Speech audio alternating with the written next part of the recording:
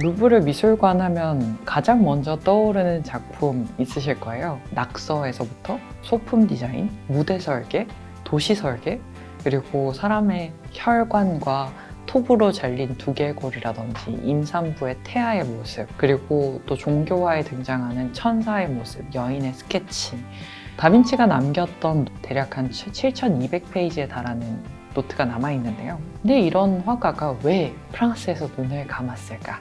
루브르 미술관 하면 가장 먼저 떠오르는 작품 있으실 거예요. 바로 모나리자죠. 르네상스 전성기의 이 천재 화가의 작품이 왜 루브르에 위치하게 되었고, 모나리자는 왜 루브르를 넘어서 세계에서 가장 유명한 그림이 됐을까? 모나리자 외에도 다빈치 작품들이 루브르에 어떤 작품들이 소장되어 있는지. 다빈치의 무덤이 프랑스에 위치하고 있어요. 왜 프랑스에서 눈을 감게 되었는지 그 역사에 대해서 오늘 말씀드리려고 합니다. 다빈치가 살았던 이 전성기의 르네상스, 15세기의 이태리는 유럽의 중심지였다고 해도 과언이 아닌데요. 전성기의 르네상스 시기에 이런 예술적인 발전은 이태리, 그 중에서도 특히나 로마에서 굉장히 많은 발전을 이루었다고 합니다. 그때 당시에 이런 기독교적인, 그리고 고대 로마 시대의 이런 여러 가지 유적들에 다시 주목을 해서 이런 아름다운 고전의 비율과 비례, 그리고 아름다움에 대한 주제를 다시금 탐구하기 시작한 시기가 르네상스였죠. 르네상스를 대표하는 다양한 요소들이 있어요. 첫 번째, 그림 속에 등장하는 원근법의 등장을 들 수도 있고요. 혹은 천재 화가들이 등장을 했다.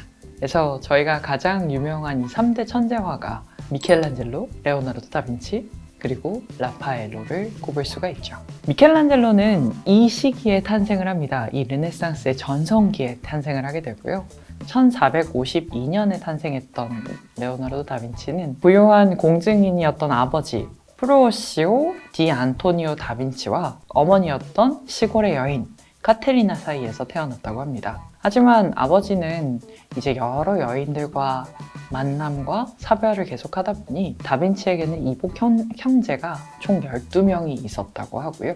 부모님 슬하에서 큰 게 아니라 그의 삼촌과 그리고 조부모님 밑에서 이제 크게 됐는데, 그때 당시에 할아버지가 굉장히 강조했던 교육 철학 중에 하나가 자연을 관찰해라 라는 철학을 갖고 계셨다고 합니다. 그래서 항상 다빈치에게 눈을 떠라 라고 이야기를 했다고 하는데요. 14세 청소년이 됐던 다빈치는 이제 피렌체로 이동을 하게 되고요. 피렌체에서 그때 당시에 굉장히 유명한 조각가이자 그리고 과학의 탐구를 계속했던 작가인 안드레아 델 벨로키오 밑에서 제자, 도제 활동을 시작합니다. 정말 잡일부터 시작을 했었다고 해요. 그래서 쓰레기 청소에서부터 정말 조그만한 일들부터 시작해서 점점 이 실력을 인정받으면서 작가를 보조하는, 스케치에 참여하는 이런 도제로 활동을 하게 되었다고 하는데요. 총 7년 동안 이 공방에서 회화, 조각, 그리고 다양한 자연 요소들과 같은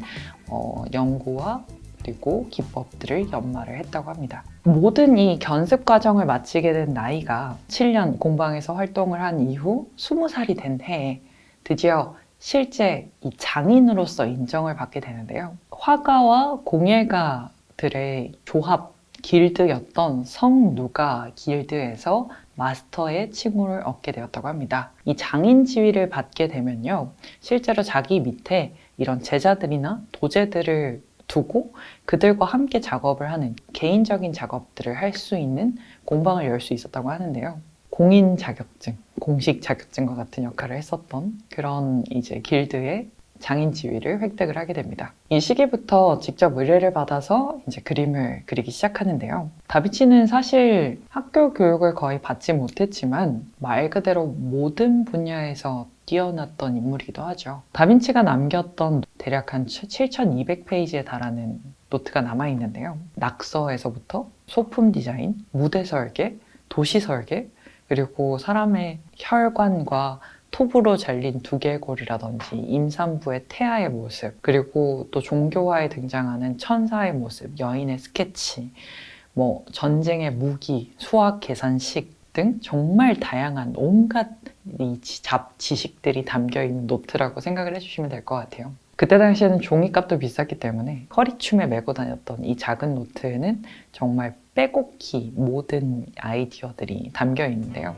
미술사학자 케네스 클라크는 다빈치를 두고 역사를 통틀어 가장 집요한 호기심을 가진 남자다라고 표현했을 정도로 어마어마한 지식과 관찰에 대한 집착을 보실 수가 있습니다. 근데 반대로 이렇게 모든 분야에 관심이 있었던 만큼 하나의 작품을 완성하는 데는 굉장히 힘이 들었다고 해요. 이런 이야기가 있죠. 다빈치가 의뢰를 받고 기한 내에 그림을 그려서 제출하거나 의뢰인에게 전달하지 못했기 때문에 그림 그리다가 나가서 비행기기 그림 그리고 박쥐 관찰하고 그림 그리다가 또 나가서 바람을 보면서 이 조류와 이런 것들을 확인하고 이런 과정 안에서 하인이 쫓아다니면서 그림 그려라 했다는 일화들은 아마 들어보신 적이 있으실 겁니다. 정말 그 정도로 기한을 맞추지 못해서 일을 끝내지 못한다는 그의 이 나쁜 명성 때문에 다빈치는 사람들에게, 후원자들에게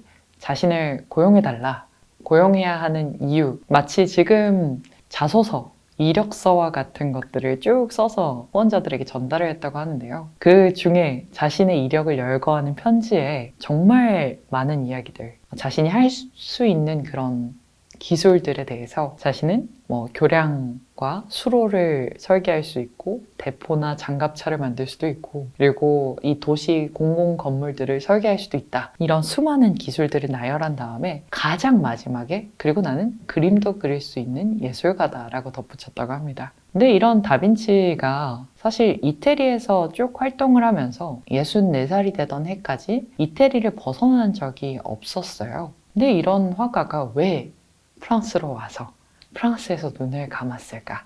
사실 이 역사의 중심에는 루브르 건축 때도 잠깐 설명을 드렸었던 프랑스의 왕이었던 프랑스와 1세와 깊은 연관을 가지고 있습니다. 프랑스와 1세는 전성기의 르네상스, 이태리의 이런 예술과 문화를 프랑스로 가져오고 싶어 했던 사람이에요. 이태리의 그런 국왕이나 귀족들이 정말 많은 이제 후원 활동을 하고 작품들을 모으고 있을 시기에 프랑스의 왕들은 크게 예술가의 후원이라든지 예술 작품을 수집하는 일에는 큰 취미를 갖고 있지 않았을 때였다고 합니다. 아까 말씀드렸다시피 이 르네상스를 프랑스로 들고 오고 싶어 했던 이 프랑스와 1세는 정말 많은 예술가들의 작품들을 구입함과 동시에 사랑에 빠졌던 인물 레오나르도 다빈치의 정말 든든한 후원자가 되어줬다고 해요. 거의 완벽한 후원자였다고 하는데요. 레오나르도 다빈치에게 이 프랑스 내에 아름다운 저택을 마련해주고 일정 급여를 계속해서 지급하면서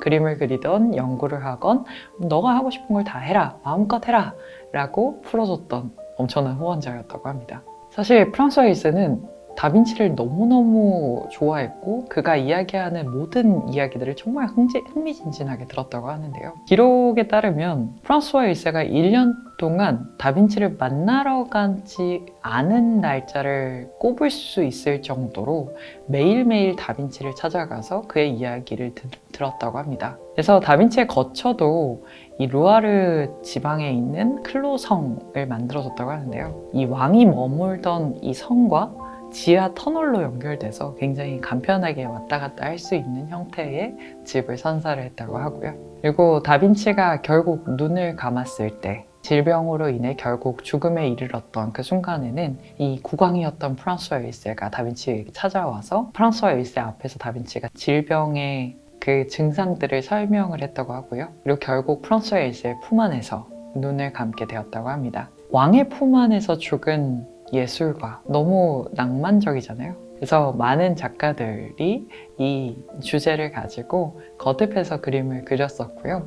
이후에 제가 소개드릴 앵그르도 예술가의 죽음의 모습에서 이 프랑스와 1세와 다빈치의 모습을 표현했습니다. 레오나르도 다빈치의 유골은요, 이 앙부아즈 성 교회에 묻히게 되었다고 하는데요. 사실 유골의 위치가 기록되어 있지 않았고 거기다 19세기 초에 이 교회가 철거가 되면서 유골의 위치는 더더욱이 미궁에 남게 됩니다. 60년 이후에 현장을 발굴하면서 레오나르도 다빈치의 유골일 것이다 라고 추정되는 유골을 발견을 해서 현재는 생위베르 예배당에 안치를 했다고 하고요. 거기 설명에도 레오나르도 다빈치로 추정되는 유골이라고 적혀 있습니다. 근데 이 다빈치가 프랑스로 건너와서 죽을 때까지도 수정을 계속하고 죽을 때까지 들고 다니면서 계속해서 그림을 그렸던 작품이 총 3작품이 있는데요. 작품 중 하나가 바로 모나리자, 그리고 루브르에 소장되어 있는 성 안나와 성 모자, 그리고 마지막으로 앙글의 성모가 있습니다. 그렇다면 모나리자는 과연 누구일까요? 루브르 미술관에서 가장 많은 사람들이 이 핸드폰을 들고 사진을 찍고 이 사진을 찍기 위해서 줄을 기다리고 있는 어마어마한 이 그림의 주인공 모나리자는요, 모나리자의 모나가 마돈나, 이태리어로 부인을 의미하고요, 리자가 사람 이름입니다. 그래서 해석하자면 리자 부인이라는 이름을 가지고 있고요. 리자 부인이 누군지에 대한 가장 유력한 설 중에 하나는 16세기 이제 미술사학자였던 조르조 바사리의 기록에 따르면 프란체스코 델 조콘도라는 그 당시에 굉장히 부유했던 섬유 상인의 부인이다. 부인의 초상을 다빈치가 제작했다라는 기록이 남아있다고 합니다. 리자 부인의 본명은 리자 게라르디니라고 하고요. 프랑스에서는 모나리자라고 부르지 않고 라 조콩드라는 이름으로 불리고 있습니다. 혹시 루브르 가셔서 이 모나리자를 찾아가실 때는 조콩드라고 얘기하시면 아마 바로 길을 알려주실 거예요. 가장 유명한 미소를 띠고 있는 여인이고요. 사실 이 초상화에 담긴 의미는 굉장히 다양한데 재밌는 점 첫 번째는 다빈치는 초상화의 의뢰를 아무한테나 받지 않았다고 합니다. 심지어 훨씬 더 부유하고 훨씬 더 유명한 후작 부인이 끊임없이 자신의 초상화를 의뢰했지만 거절을 했다고 하는데요. 리자 부인의 작품을 왜 그림으로 그렸을까?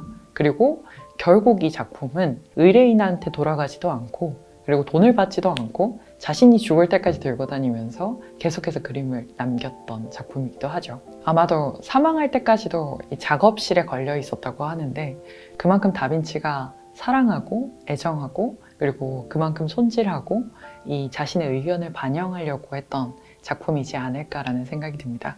이 작품은 1503년에 그림이 그려지기 시작했는데요. 캔버스 위에 그려진 게 아니라 포플러 나무 위에다가 그려졌습니다. 나무 패널 위에 백연을 얹고요. 그 위에 정말 수많은 겹의 얇은 유화 물감들을 올리면서 이 겹겹이 쌓인 이 유화들의 물결, 이 물감의 모습이 굉장히 부드럽게 완성이 되어 있는 작품이에요. 특히나 정말 이 수많은 층의 이 물감 층들을 빛이 통과한 다음에 처음에 덮여있는 백연에 반사되어서 다시 빛이 저희 눈으로 돌아오는 그 과정 안에서 마치 작품 속에서 빛이 올라오는 듯한 이 부드러운 빛을 발하고 있는 작품이기도 한데요. 이로 인해서 더욱더 깊이감과 입체감을 느낄 수도 있는 작품입니다. 정말 얇은 붓으로 붓질도 감지되지 않을 정도의 이 섬세하고 다양한 방식으로 붓질을 완성했다고 하는데요. 거기다 굵기도 굉장히 다양해서 의도된 이 불규칙함으로 인해서 더욱더 살아있는 피부톤이라든지 이런 손등의 모양이라든지 배경들의 부드러운 표현들을 완성시켰다고 합니다.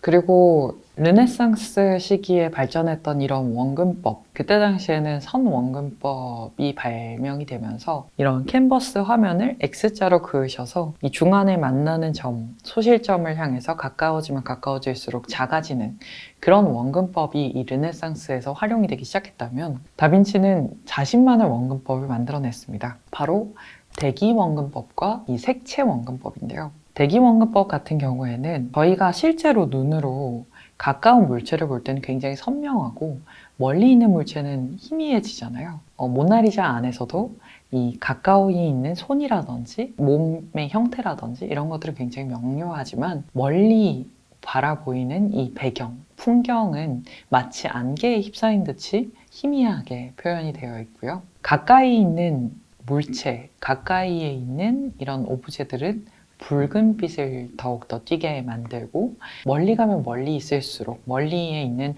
이런 배경을 표현할 때는 청색 쪽 푸른빛 계열을 더 많이 섞어서 차가운 느낌으로, 가까이 있는 것은 따뜻하게, 멀리 있는 것은 좀 차갑게 하는 그런 온도, 색채의 온도감으로 이 원근법을 표현했습니다. 그야말로 다빈치가 자신만의 입체감과 이 원근감을 만들었다고 볼 수 있는데요. 다빈치는 광학이라든지 자연에 대한 이런 표현들 뿐만 아니라 이 안에서 인물을 그릴 때 자신만이 가지고 있던 이런 철학을 담아냈었는데요. 특히나 이런 인물을 그릴 때는 인물이 가지고 있는 지위라든지 그 사람의 성격이라든지 그 당시의 심리 상태, 그리고 얼굴의 표정, 매너, 몸짓들을 관찰하고 끊임없이 노트에 적었었다고 합니다.